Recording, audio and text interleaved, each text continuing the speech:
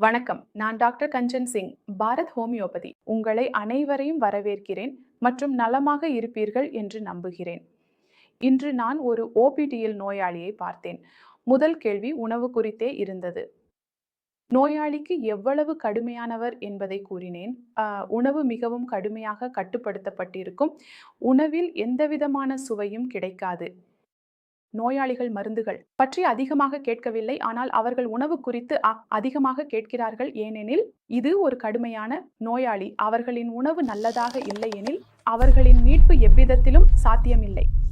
இதே போல இன்று என்னிடம் ஒரு நோயாளி வந்தார். அவர்களுக்கும் இதே கேள்வி இருந்தது. நாங்கள் உணவை மிகவும் நன்றாக சாப்பிடுகிறோம். நீங்கள் கொடுத்த உணவு கட்டுப்பாட்டை நாங்கள் பின்பற்றுகிறோம். ஆனால் எங்களுக்கு உணவில் எந்தவிதமான சுவையும் கிடைக்கவில்லை. எனவே நாங்கள் ஓமம் சாப்பிடலாமா என்று கேட்டார்கள்.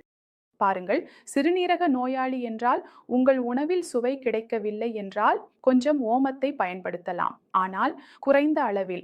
மாடல் பாணியில் நோயாளிகள் இதற்காக மிகவும் குழப்பமடைகிறார்கள்.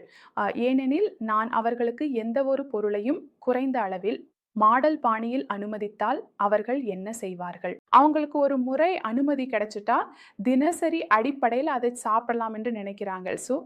ஆனால் நீங்கள் அப்படி செய்யக்கூடாது. நீங்கள் ஓமத்தை உண்ணலாம். ஆனால் குறைந்த அளவில்.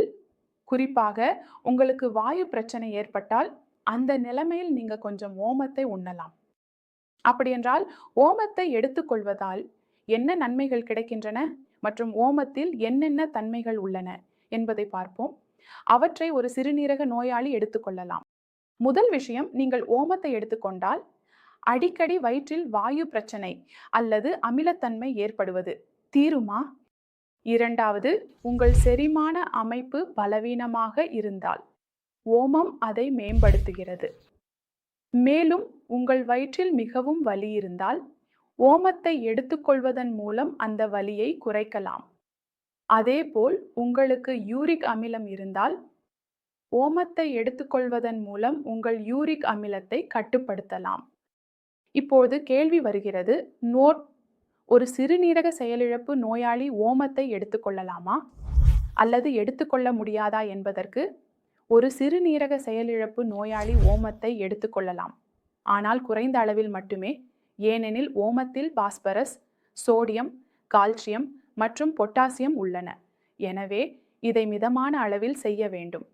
நீங்கள் முள்ளங்கி புரோட்டா தயாரித்தால் அதில் ஒரு சிட்டிகை ஓமம் சேர்க்கலாம். அல்லது கோவா கறி தயாரித்தால் அதை சாப்பிட்ட பிறகு அதிக அளவு வாயு உருவாகினால் ஒரு சிட்டிகை ஓமம் எடுத்துக்கொள்ளலாம். ஆனால் குறைந்த அளவில் மட்டுமே. நான் அனுமதித்துள்ளேன் என்பதால் தினசரி அடிப்படையில் எடுத்துக்கொள்ள வேண்டாம். ஏனெனில் ஓமத்தில் பொட்டாசியம் உள்ளது. நீங்கள் இதை தினசரி அடிப்படையில் அல்லது அதிக அளவில் எடுத்துக்கொண்டால் உங்கள் பொட்டாசியம் அதிகரிக்கலாம். இதனால் கார்டியக் அரெஸ்ட் அல்லது இதய குண்டு ஏற்படும் வாய்ப்புகள் அதிகரிக்கலாம். எனவே ஓமத்தை குறைந்த அளவில் மற்றும் குறைந்த அளவில் எடுத்துக்கொள்ள வேண்டும். இதனால் குறைந்தபட்சம் உங்கள் பொட்டாசியம் அதிகரிக்காது மற்றும் உங்கள் கிரேட்டினின் சமநிலை இருக்கும். மேலும் அது மெதுவாக குறையத் தொடங்கும். எனவே அனைத்து நீண்டகால சிறுநீரக நோயாளிகளுக்கும் ஓமம் சாப்பிடலாமா அல்லது வேண்டாமா என்பதில் தெளிவாக இருக்க வேண்டும்.